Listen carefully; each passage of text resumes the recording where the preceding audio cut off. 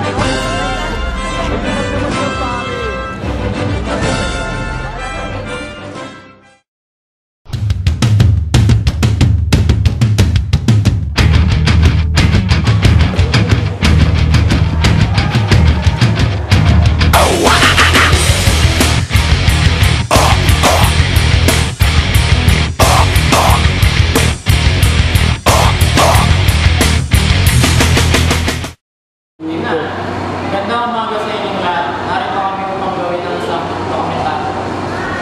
Dokumentaryo tungkol sa laro ng mga maling ngayon. Ang Dota! Ang Defense of the Ancients, o higit na kilala sa tawag na Dota. Isang kakaibang sitwasyon sa larong Warcraft 3. Kailangan makamit ng bawat pangkat ang usahan ng ancient ng kalaban. Isang strukturang maigpit na binabantayan sa magkabilang sulok ng mapa. Gumagamit ng mga makapangyarihang mga tauhan ang mga manlalaro o tinatawag na heroes, kasama ng mga kamping bayan at creeps na kontrolado ng computer. Pero para lalo natin maintindihan ang Dota, kumuha kami ng taong talagang addict sa larong ito.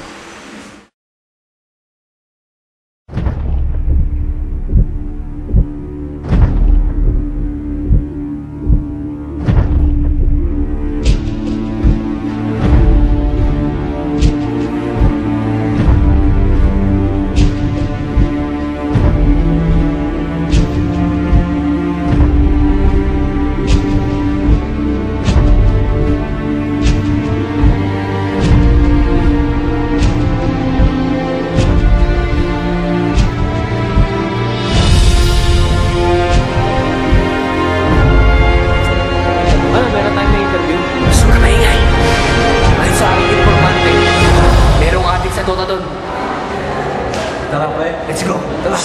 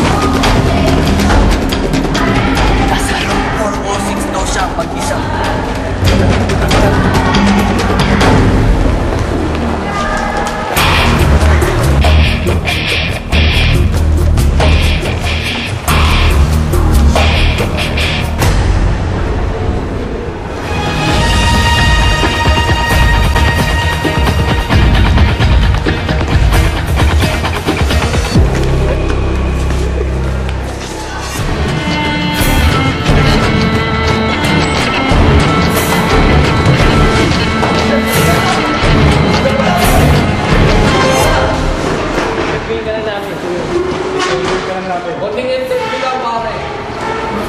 Totoo bang ikaw yung addict sa Dota? Oo nga yun. Tama, positive. Positive ang asset ko.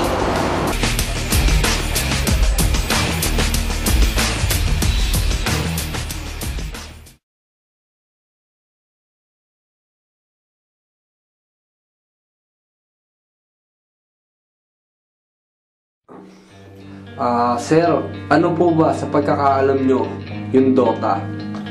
Ang Dota, ito yung isang laro kung saan may dalawang grupo na naglalaban. Kung tawagin ito ay Senti at Scourge.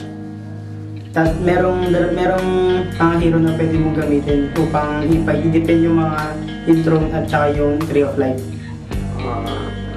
Bali, saan nyo po ba natutunan ng Dota?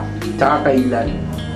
Ang pagkakaalala ko, yung third year high school pala, inaya lang ako ng classmate ko. Tinuruan niya ako mag-Dota kasi nga, nung una nga hindi na isasaya sa laro yun kasi hindi ko naman masyadong gamay yung paglalaro. Pero kalaunan, nung sunod-sunod na ang paglalaro ko, natutuwa ako kasi masarap siyang laruin, tsaka masaya, kasama yung mga kaibigan mo. Bali, yun lang po ba nakukuha nyo sa Dota, mga kasiyahan? Hindi lang naman kasiyahan. Siyempre, nakakilala ka ng ibang tao. Tapos yung tournament, pustahan, ganun. Sa tournament, yung lumalaban ka, kasama yung mga kagrupo mo, mga kaibigan mo. Sa pustahan naman, yung dumadayo kayo kung saan lugar. Tapos yung mga pusta nyo, kasala rin sa mga kaibigan mo. Okay, sa isang linggo ho, ilang araw po kayo kung maglaro ng Dota? Araw-araw kasi ako pagkatapos ng klase, diretso ka agad ako doon. Inaabot na ako ng mga alas 12, madaling araw na ako alas 3 na yung pinakamatagal ko, alas 4 naman madaling araw. Ganun katagal? Oo, ganun katagal. Bali, saan nyo nakukuha yung pinalalaro nyo? Pinukuha ko sa pagkakunwari, may pera ako sa baon ko, tapos naman, kung wala na akong pera, yung pang-tuition fee ko, ibis na ibabayad ko, sinasabi ko na nabayad ko na, pero hindi ko nabayad, dinediretso ako sa Dota. Ano naman ang epekto nito sa pag-aaral nyo, tsaka sa sarili nyo? Malaki ang epekto ng Dota sa akin. Una, sa pag-aaral, mababa yung grades ko, lagi akong absent, late, tsaka napag-iiwanan ako sa lahat ng subject. Pangalawa naman, sa yung advantage naman nito sa akin, syempre, nakikilala ka, tapos nagkakapera ka, tapos sumasaya ka, kasama yung mga kaibigan mo. So may hahalin tulad nyo talaga sa sarili nyo sa pagiging addict sa Dota? Talagang addict talaga ako sa Dota. Boss, alam ko po may mga iba-ibang terms sa Dota Magbigay nga po ako ng mga halimbawa at saka paki-explain na rin. Katulad na naman ng IMBA, means imbalance. May dalawang uri ng IMBA. Isang imbang malakas, kung tawagin beyond judgment, isang imbang mahina, na walang nagagawa. Then, yung rock, roaming kill. Then, yung roaming, jungler, warrior, support, starter, FB mid, first blood sa mid. Tsaka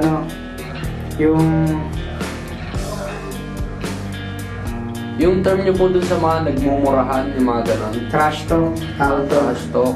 Pagkaraniwan na yun, dahil hindi na mawawala sa laro yung ganun pagka nagkakapikunan. So may mga masasama rin pong nangyari sa inyo. Pagka-trash talk. Marami na rin nangyayaring masama sa akin yun.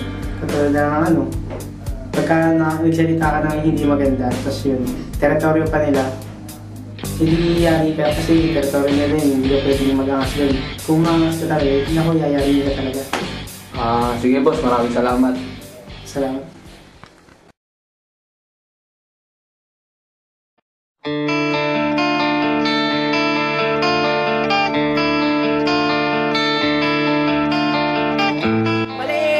Balik! Ninyo! Pamega na tayo, gago! Pamega na tayo! Nakinan nyo! Bangdar boy kayo, hayop! Masayangin na mo! Ayan na kayo! Bidi!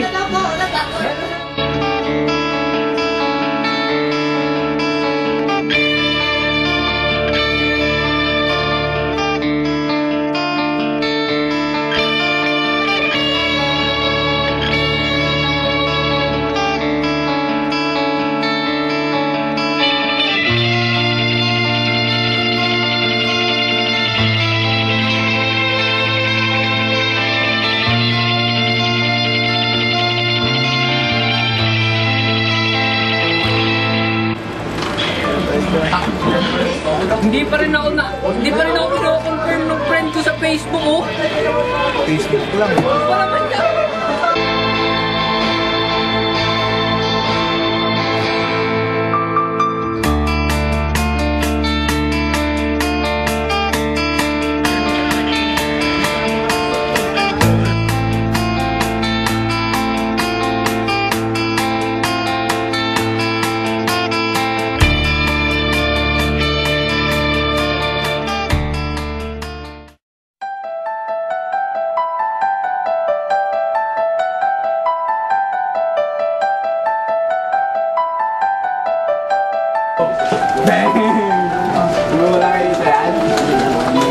Tulong!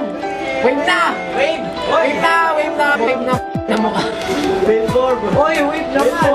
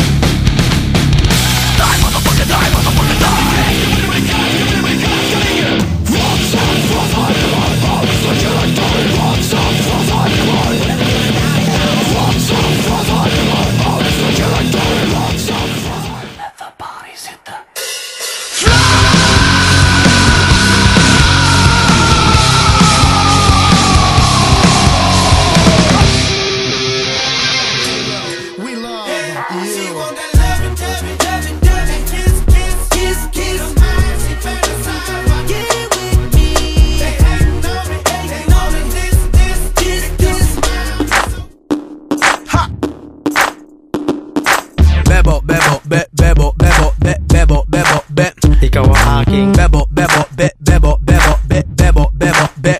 Ikaw ang aking bebo, be. All around the productions.